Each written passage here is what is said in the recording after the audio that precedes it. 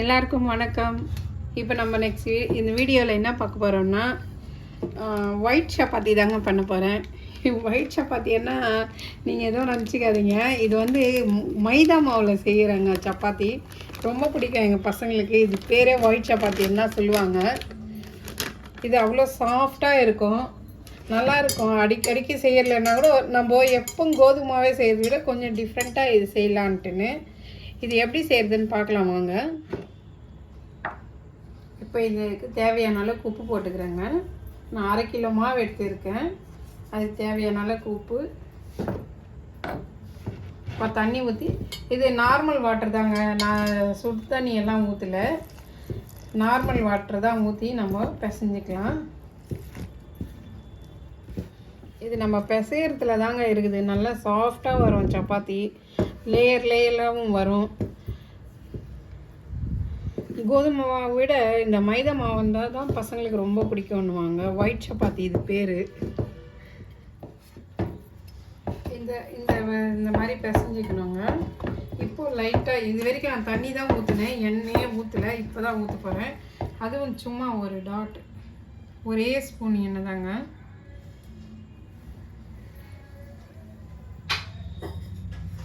ஒரே ஸ்பூன் எண்ணெய் ஊற்றி நல்லா பிசைஞ்சிக்கலாம். பிசைஞ்சிட்டு இது நல்லா ஊற வச்சிடணும்.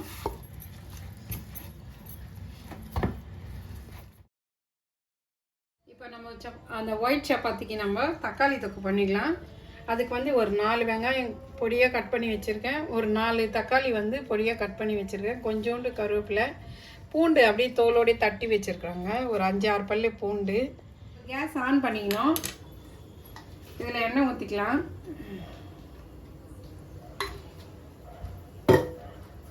ஒரு 3-4 டேபிள் ஸ்பூன்ஸ் ஊற்றிருக்குறாங்க ஆயில். எண்ணெய் காஞ்சிச்சு, நம்ம கடுகு போட்டுக்கலாம். ஒரு 1/2 ஸ்பூன் கடுகு, கொஞ்சோண்டு சீரகம். சீரகம் போட்டு தாளிச்சிங்கன்னா அது ஒரு ஃப்ளேவர் நல்லா இருக்குங்க. இப்போ கருவேப்பிலை போட்டுக்கலாம், வெங்காயம் போட்டுக்கலாம்.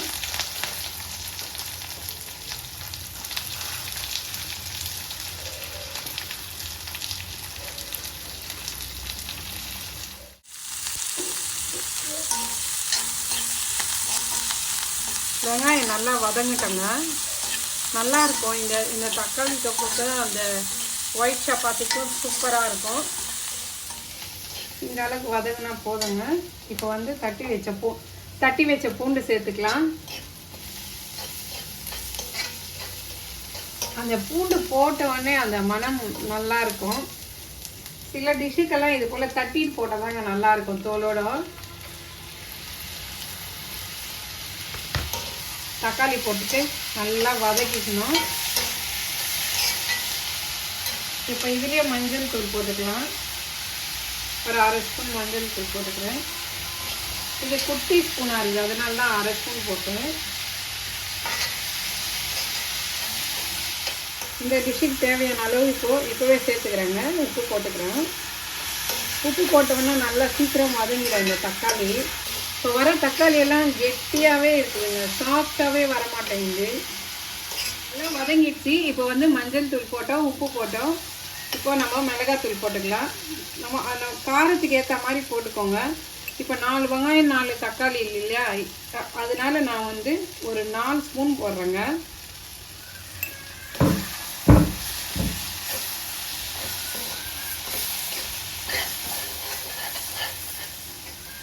இந்த மிளகாவுடைய பச்சை வாசனை போகட்டோன்னு இது எண்ணெயிலேயே நல்லா வதக்கிக்கணும். வதக்கிக்கிட்டு அப்புறம் நம்மளுக்கு எவ்வளோ தேவையோ அவ்வளோ தண்ணி ஊற்றிக்கலாம்.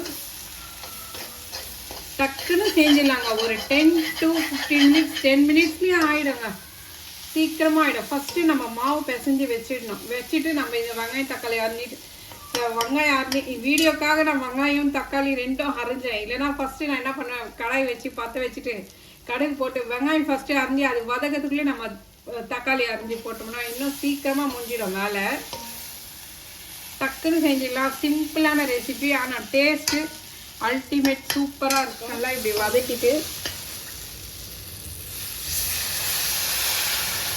நம்மளுக்கு எவ்வளோ கிரேவி தேவையோ அதுக்கேற்ற மாதிரி தண்ணி ஊற்றிக்கலாம். அப்போ தான் அங்கே 4 பேர் சாப்பிட்ணும் இல்லையா, அப்போ தான் நம்மளுக்கு கூடி வரும். நம்ம அவ்வளோ வெங்காயம் தக்காளியும் போட்டோம், கொஞ்சம் தண்ணி ஊற்றினோம்னா நம்மளுக்கு கொஞ்சம் சாப்பிட ஃப்ரீயாக நிறைய ஆட் ஆகும். நான் பெரும்பாலும் லஞ்ச் பாக்ஸுக்கு இது தாங்க பண்ணிவிடுவேன். ஈஸியாக முடிஞ்சிடும் வேலை.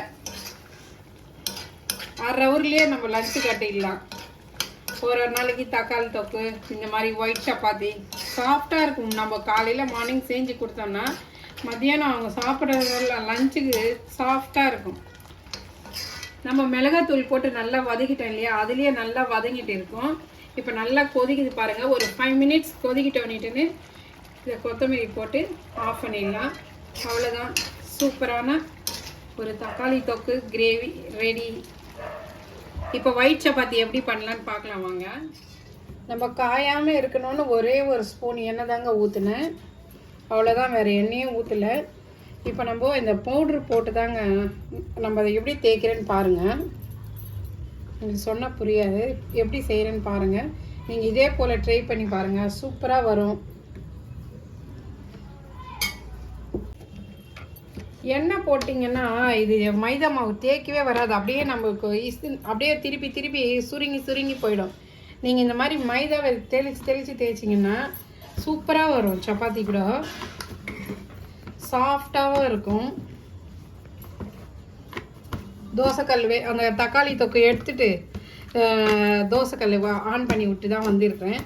இது சுட சாப்பிட்டா தாங்க நல்லாயிருக்கும். ஆறிட்டா நல்லா இருக்காது. அவ்வளோ சூடாக சாப்பிட்டிங்கன்னா அது டேஸ்ட்டே வேறு. ஆறிட்டா நல்லா இருக்காதுன்னா நல்லா இருக்கும், சூடாக சாப்பிட்டா இன்னும் சூப்பராக இருக்கும். சாஃப்ட்னஸ் மட்டும் கண்டிப்பாக இருக்குங்க, ஆறுனா கூட சாஃப்ட்னஸ் இருக்கும்.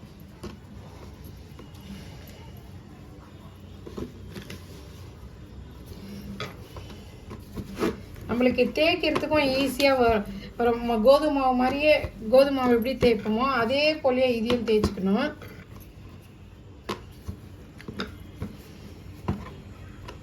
எண்ணெய் போட்டுட்டிங்கன்னா போச்சு, அவ்வளோதான். அது சுருட்டின்னு வந்துடும். இந்த மாதிரி லென்த்தியாக வராது. மாவு போட்டோம்னா நம்ம சொன்ன மாதிரி கேட்கும். நம்ம எவ்வளோ மெலிசாக வேணும்னாலும் அவ்வளோ மெலிசாக தேய்ச்சிக்கலாம். இதே போலே எல்லாம் சுட்டுக்க வேண்டியதாங்க. எண்ணெய் கூட ரொம்ப ஊற்றக்கூடாதுங்க, ஒரு ஸ்பூன் அப்படி மேலாக்க ஊற்றினா போதும். 2 பக்கம் நல்லா காஞ்சிடுச்சு, எடுத்துக்கலாம். பார்த்தீங்களா, நல்லா ப்ளஃபியாக வருது, தெரியுதுங்களா? நல்லா இருக்கும். இதே போல் எல்லாத்தையும் போட்டு எடுத்துக்கலாங்க. அவ்வளோதாங்க, சுட்டுட்டாச்சு. எவ்வளோ சாஃப்டாக இருக்குது பாருங்களேன். இப்போ சூப்பரான ஒரு தக்காளி தொக்கு.